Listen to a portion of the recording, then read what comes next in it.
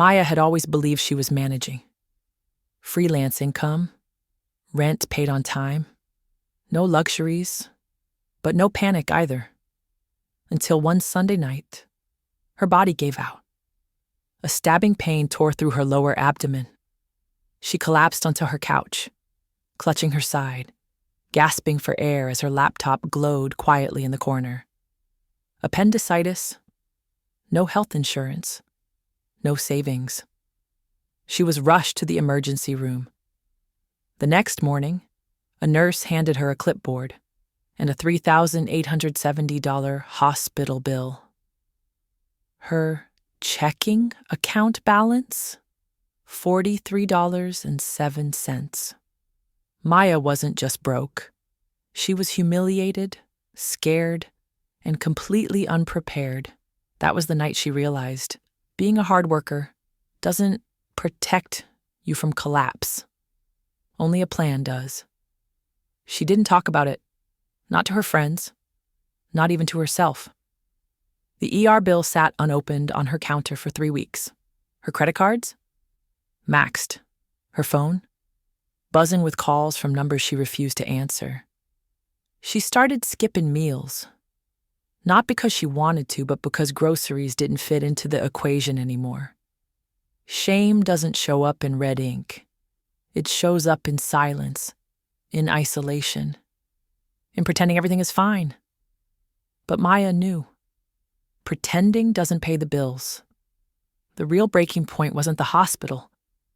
It was a $12 antibiotic. She stood at the pharmacy counter, debit card in hand.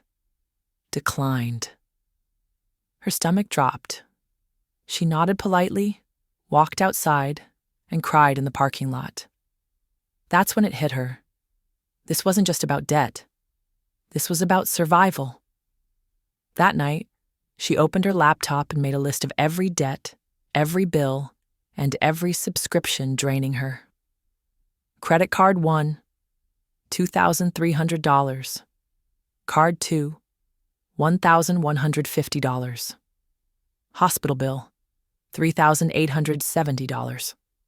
Rent, $1,600 due in 5 days. Income, unreliable, inconsistent. She didn't flinch. She didn't cry. She just stared at it. If knowledge was power, she finally had a weapon. Maya cut everything that didn't help her survive. Netflix, gone. Spotify, gone. She even switched to a flip phone for a few months. She created a zero-based budget. Every dollar had a job. Rent, groceries, utilities, minimum payments. She wasn't frugal. She was strategic. There's a difference. Most people take whatever gig they can. Maya took stock of her skills. She signed up for freelance writing, podcast editing, and tutoring platforms. She offered her services as a resume editor and even helped a startup with their newsletter. In 6 weeks, she turned her skills into $1,200 in side income, on top of her freelance design work.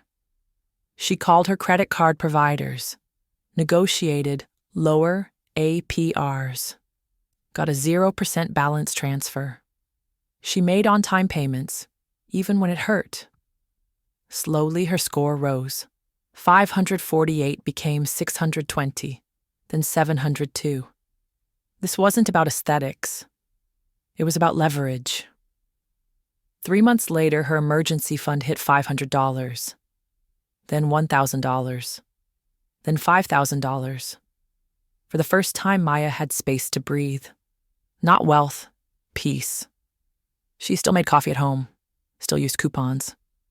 But the panic was gone. 1 year later, she sat at her kitchen table, ornalling in soft morning light. Her vision board read, freedom, security, debt-free. She wasn't rich. She was resilient. If Maya's story sounds familiar, you're not lazy. You're not broken. You're just under-resourced, for now. But that can change, just like it did for her. Subscribe for more real stories, not hype, not hustle culture.